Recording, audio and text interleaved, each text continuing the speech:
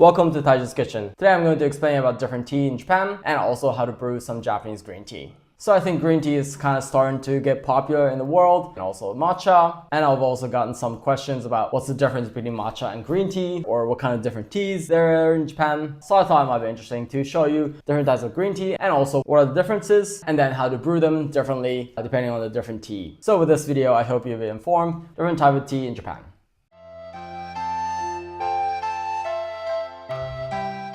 So as the very first thing, I'm going to talk about a little bit of history of the tea in Japan. So tea was first, I think, invented in China and then introduced in Japan through the Buddhist monks around 700 during the Nara era. First, it was introduced as medicine, and it was only for the noble people. And as the year goes by, as the Buddhism spread out in Japan, monks also spread out the tea plant, and then it's kind of starting to get popular more among the people. And during the Azuchi Momoyama era, this kind of tea ceremony, sado, has kind of started out to spread in Japan, because especially the shogun at the time, Toyotomi Hideyoshi, was also very into it. So this tea ceremony, tea houses, has become very popular in Japan. And then when Edo era came, through so-called Pax Tokugawa, the economy of Japan has boomed and many goods has traveled all through Japan. Even though tea was produced in very certain places in Japan at the time, the culture of drinking tea, not only as a tea ceremony, but also just as an everyday thing, has spread out throughout the whole Japan. And drinking tea just become a very common thing to do in Japan. As the next thing, I'm going to explain about different characteristics of Japanese green tea. So I think the primary tea in the world are English black tea, Chinese tea, and also Japanese tea. And many people don't know this, but these all three come from the same plant. They taste very differently just because from the different ways of production. And of course, there are other kind of herbal teas, but today I'm not going to go into that because there are so many variations and it doesn't come from the tea leaves. So what's the difference in the production? So English black tea is produced through the fermentation. It's plucked, weathered, and then put into the fermentation. It is fully fermented before it gets dried and get into the products. And that's having this black color and also the strong flavor of the black tea. And the second, the Chinese tea, it's done very similarly to English black tea. The fermentation process is a little bit different, and depending on the tea, it's half fermented. And then there's Japanese green tea. So the production of Japanese green tea, they're plucked nowadays with machines, but really fine green tea are still plucked with hands. And then steamed, that's also a big difference. And they're rolled so that they have this signature form of this needle-like shape. They used to make it with their hand like this.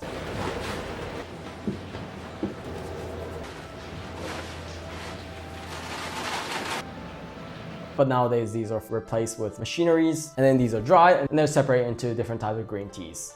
And these are not fermented at all, and therefore it has more of a fresh flavor instead of more deep flavor of black tea or Chinese tea. And depending on the grade and different types of green tea, before it's being plucked, the tea bushes will be covered for several days to 2-3 weeks, which make the green tea fresh flavor of the tea. As the next thing, I'm going to talk to you about the different types of green teas. So first you have Sencha. This is kind of the most common green tea that you may find in Japan and probably also outside of Japan. If it doesn't say anything, this is probably Sencha.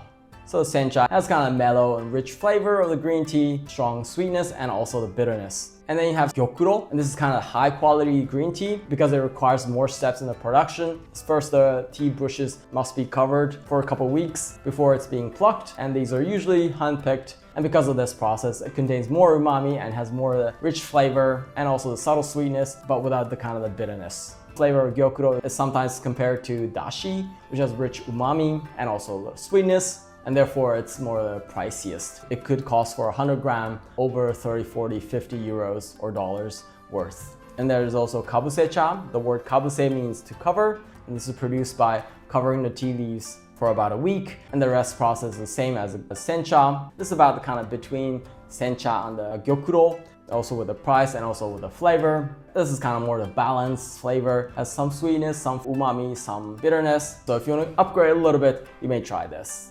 And then there's also fukamushi-cha. The word fukamushi means to steam deeply or to steam longer. This is to steam for a longer time and therefore has more of the rounder, more milder flavor and has much less bitterness to it. And next we have so-called bancha, kind of more the everyday common green tea. It doesn't have so much green flavor, and for this bancha it's not necessarily made with the very first bud, but the second or third plucking. So this can be produced more often in the year and also later in the season, and therefore the leaves are more harder and therefore the flavor is stronger, also the bitterness is stronger.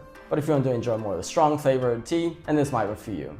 And then there's also Sencha, which doesn't go around that often because this is a tea made for making matcha. This is made pretty much in the same way as gyokuro, except for the rolling part. They don't need to because it'll be grounded as powder to make matcha.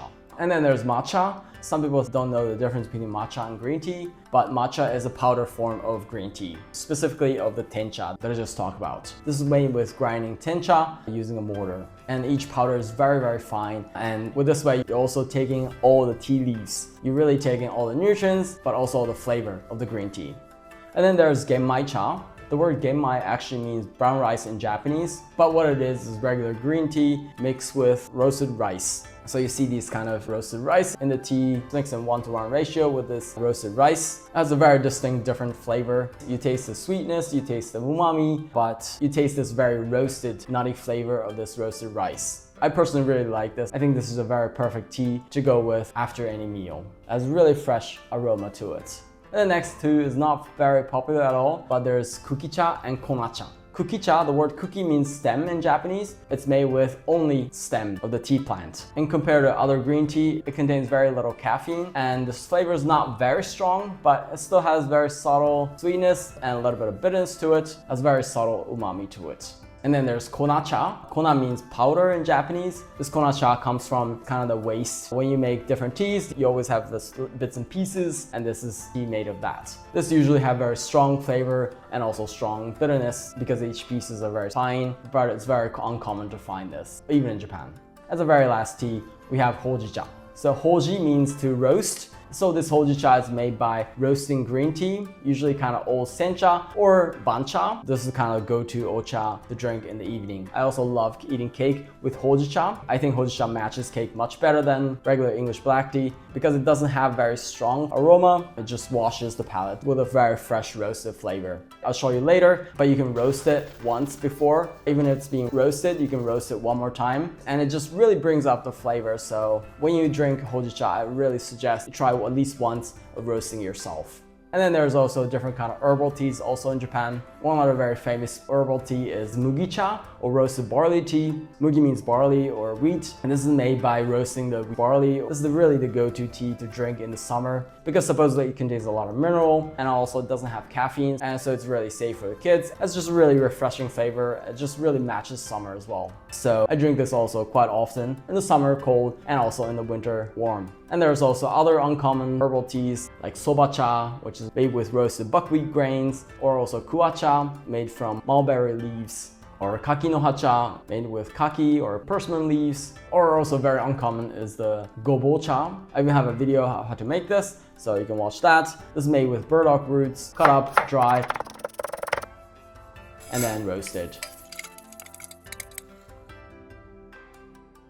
I really love this as well. It's really flavorful, kind of roasted, nutty flavor. So this might be something maybe to try.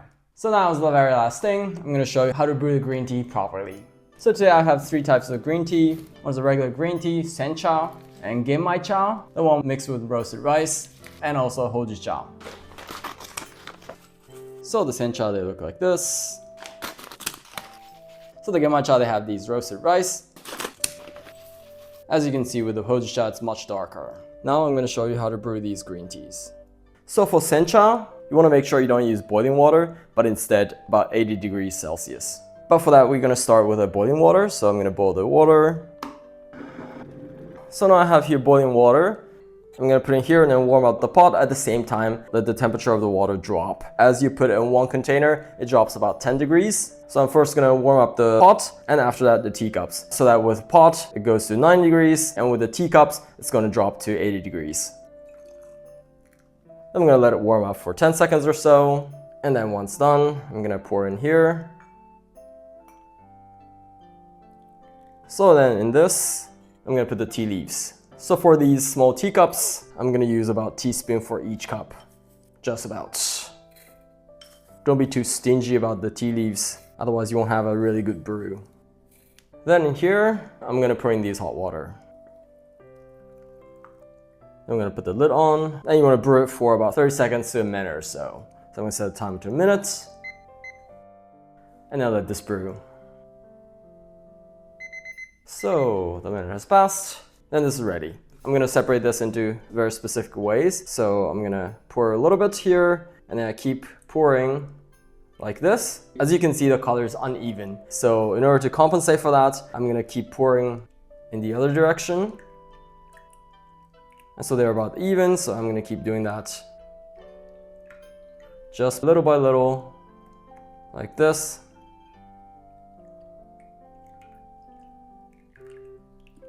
And it's very, very important that you get until the very last drop. Then with that, this is ready for drinking.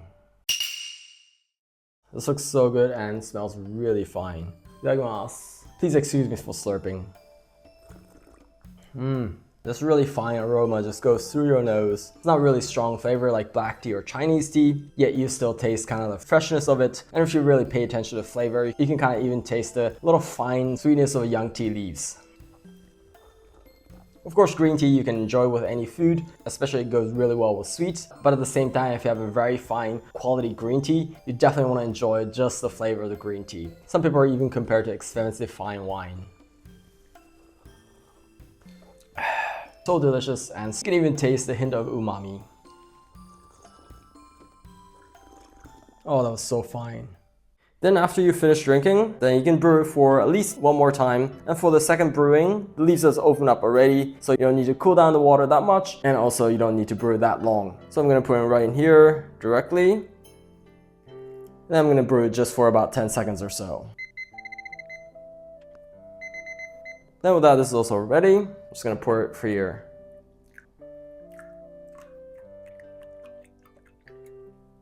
As you can see, the color is a bit thinner, but still, this is a very good brew. And some people even prefer this because it's less bitter. Let's give it a taste. You can still enjoy the very fine aroma of the green tea.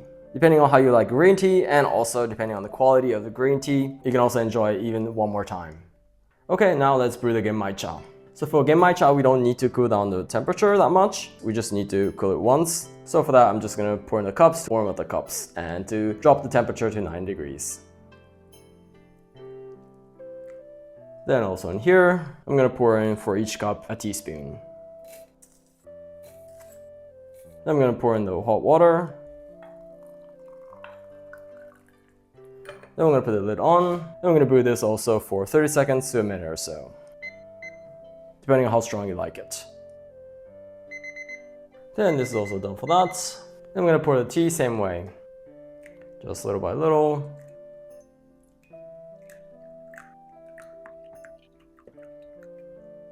And with this, you also wanna get to the very last drop. And these are ready for drinking.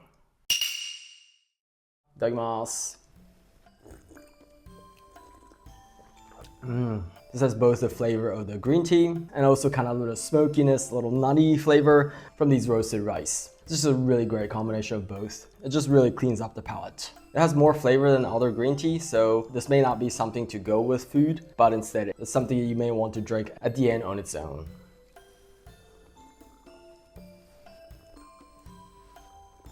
Really great kind of tea.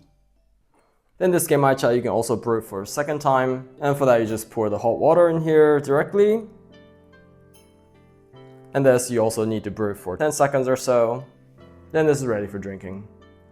I'm gonna pour it the same way. Then just like that, this is also ready for drinking. And compared to Sencha or regular green tea, the second brew is not that strong, probably because it doesn't contain that much of green tea leaves, but it's still okay. For most Genmaicha, it's only good for 2 times of brewing. So this next thing, I'm going to show you how to brew the Houjicha. This is very easy, you don't even need to cool down the water. And by the way, Houjicha will taste much better if you roast it yourself a little bit. It's quite very easy. Just use any kind of pot and roast it very slowly in low heat. Just kind of like this. You keep wiggling and keep roasting for about 10 minutes or so, and then you can really increase the smoky flavor of this. And for this, you just need about the same amount of tea leaves. So for each cup, about a teaspoon. Then here, I'm gonna directly pour in the hot water. Just like that. And this, you also wanna brew it for about a minute or so. So then that's finished for that. We're gonna pour in the same way, but you don't have to be that sensitive about this. Then this is ready for drinking. Itadakimasu. So Hojicha has this smoky flavor from the roasting. A little bit of bitterness to it, not too strong flavor, so this just goes so well with any food. Then you can also brew this for a second time, and for that you just need to pour the hot water directly in here. Then for this, depending on how you like it, you can brew it for a short or a longer time. I like to have stronger Hojicha, so I'm going to brew it for a minute. So then this is ready. So this doesn't look as strong as the first brewing, but still good. It still has that smoky flavor. So for the Hojicha, you can still get one more brewing, but it's not as strong, so it's really up to you how you like it.